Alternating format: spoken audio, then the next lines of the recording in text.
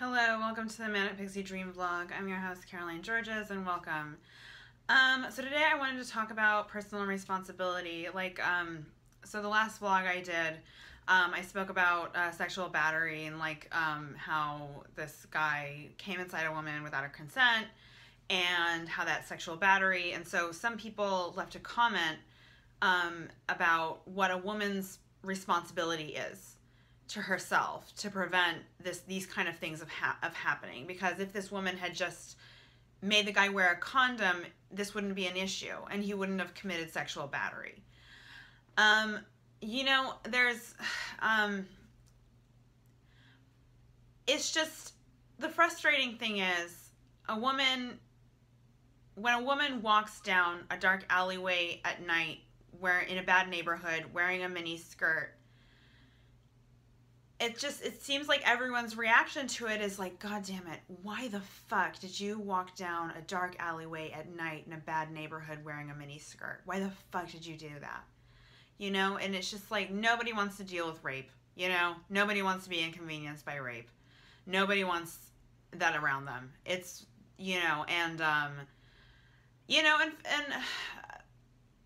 fair enough. I don't know. I get it. Rape is heavy, and rape, is still, there's no answer to it yet. There's still no answer to it, It's just like anyways.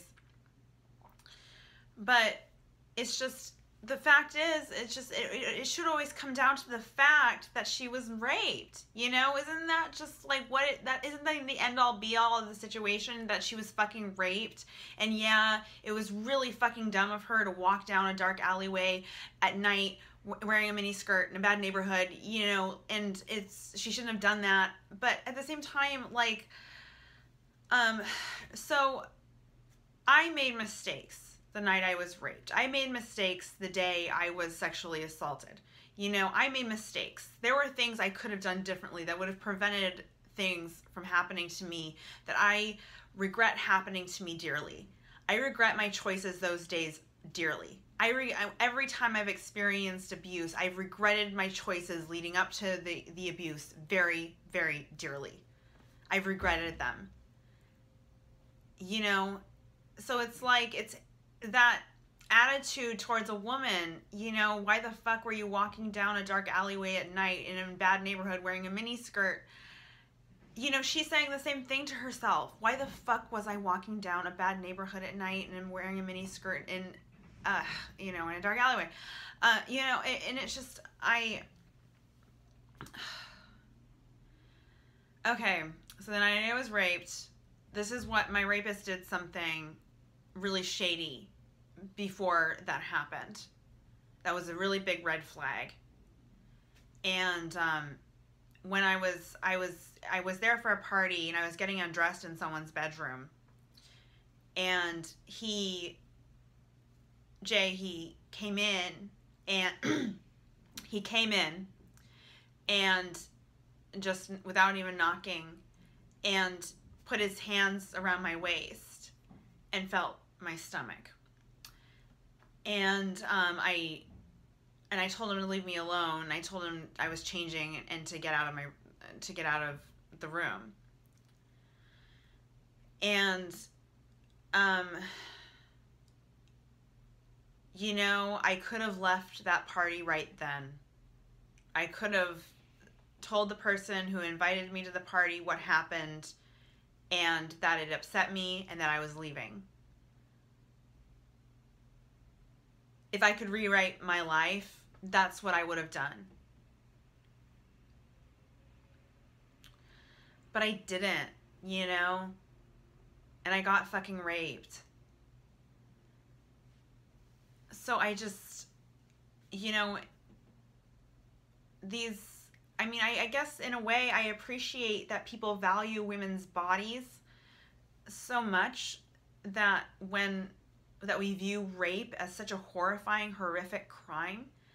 I'm glad that we view rape that way, because it is, it is a horrifying crime.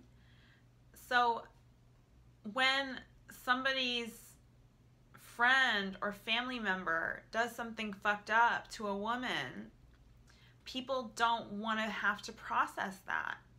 People don't want to see anyone differently. People don't want to see them differently. People want to value them as the good that they see in them and not as the bad that they just don't want to see.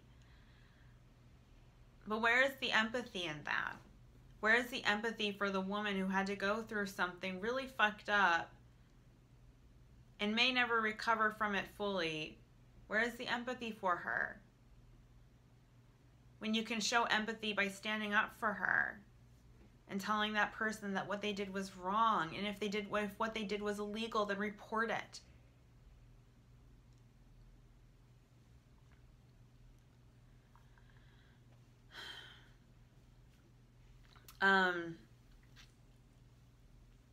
Yeah. I think, I know I've beaten this to death, but in the case of Aziz Ansari, he has done nothing wrong. And I want to clarify that. I don't think he did anything illegal. I don't think he did anything that fucked up. I think he was just a horny kid trying to get laid, and he made his date uncomfortable in doing so. And because he was famous, she felt added pressure to stay and to mollify the situation. And she shouldn't have done that, That's walking down a dark alleyway at night wearing a miniskirt in a bad neighborhood. That's what you're doing. If you're uncomfortable and you're staying, that's what you're doing. You're on dangerous ground and you should leave,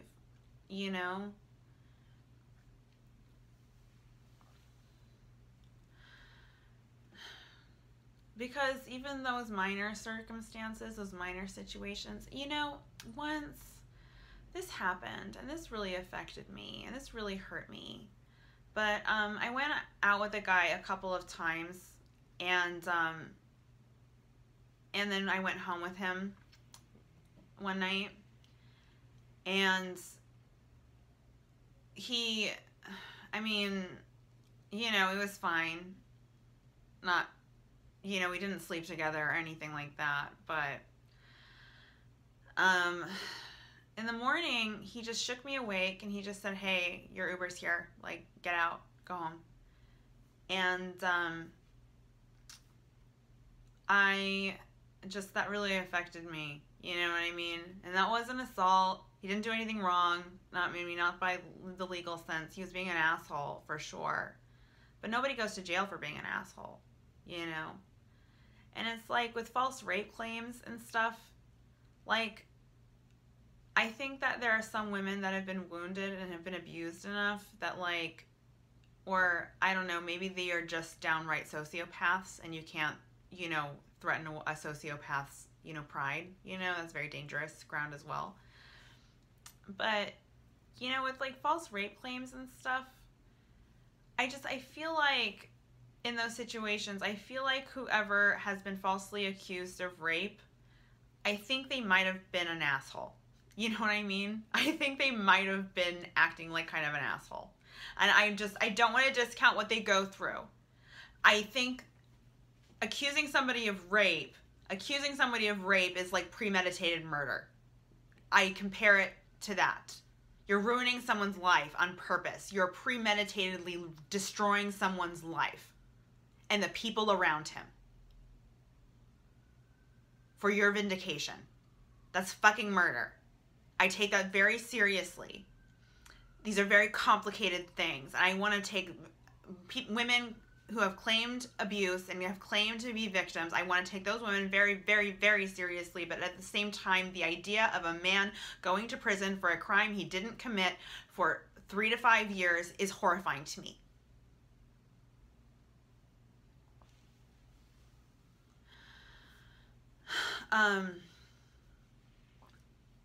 So I want to clarify that. But at the same time, I think whoever has been falsely accused of being a rapist, I think he might have been kind of an asshole. Or the woman thought he was kind of an asshole. Or she's just a psychopath and she just accused him because he affected her pride. All of the above. Um, anyways, so I just think it's kind of like be nice to school shooters. You know what I mean? Like, be nice to kids that are being bullied. You know, don't, like, bully kids because they'll become school shooters. You know what I mean? Be nice to women. They might accuse you of rape, you know?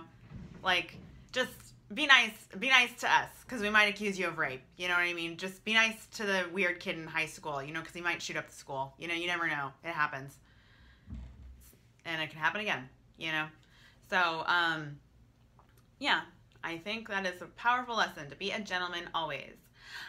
Anyways, not that I'm justifying it. I'm not.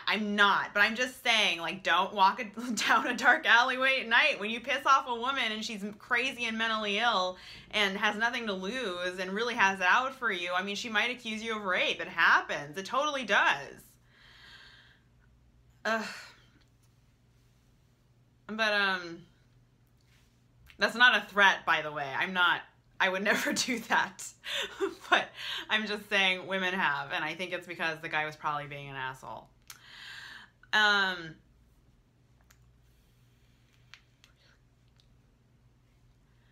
but I just, like, you know, I wanted to get back at him for a while.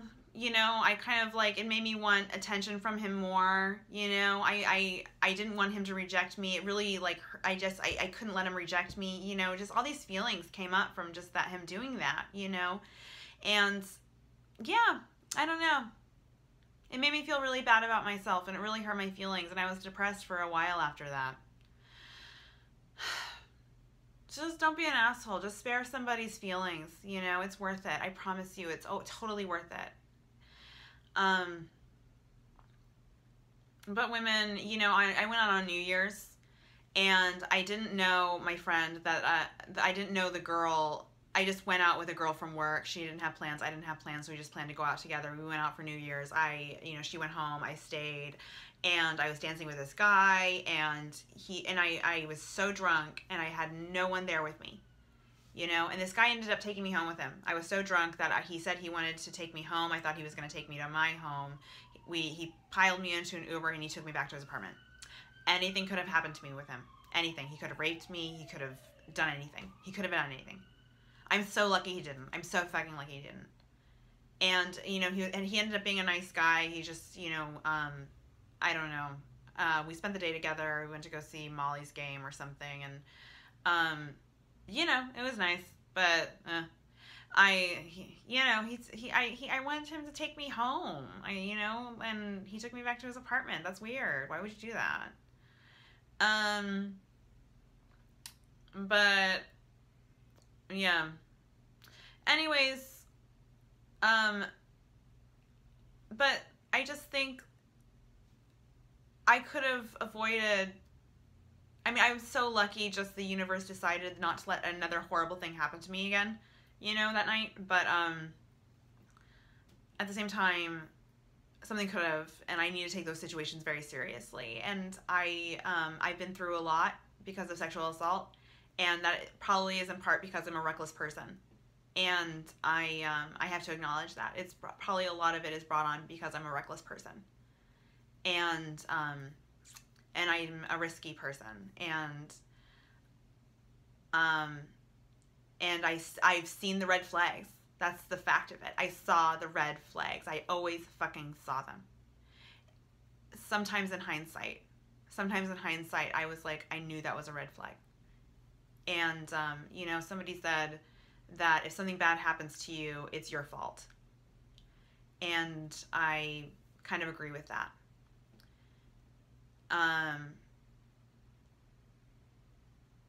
But at the same time, it's not your fault. I don't know, like, I was thinking about the Gillette ad, and, you know, I was just thinking, like, I know it was awful. I know it was offensive to men. I get it. I know it was just absolutely degrading to men. I understand. But think about it this way. What if one abusive piece of shit animal, you know, watched that Gillette ad and just was like, oh my gosh, I must change my ways, and changed his ways and did it? You know, what if? I just think what men can do, besides just listening and besides just, you know, taking rape and these accusations seriously always, I think what men can do is to just influence each other and just do their part to influence the world, that women are to be loved and respected, all kinds of women, and for what they have to offer the world.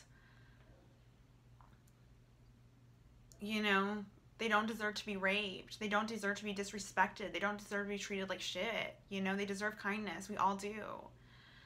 And so I just hope men just do a better job listening. You know what I mean? If a woman is coming forward and saying she's been victimized, you don't have to believe her, but you have to listen and just keep an open mind. Maybe she is telling the truth, and just be on her side for a minute. Let her tell you what happened and just be on her side and just, you know, try and prove her right in the conversation instead of trying to prove her wrong, you know? And if she's a lying bitch, she's a lying bitch. Trust me, it will come out eventually. I promise. It usually always does. And for the men that it hasn't, you were murdered. You know, you're a murder victim. And that happens all the time too, you know? And so I just hope men just take rape allegations just very seriously. And abuse allegations of all kinds very seriously. And when they hear a male friend or a male family member say or do something fucked up towards a woman, just say something and stand up for women. You know, I really hope men start doing that more. Anyways, just don't be a Gillette ad, but, you know, just when you can, you know, if you can step forward and just be chivalrous to women in your lifestyle and conversation, then I think that would be great. All right. That was my vlog for today. Thank you for watching. Have a lovely day. Like and subscribe, share, comment, or share my videos. They're there for you to do that. So have a lovely day. Bye.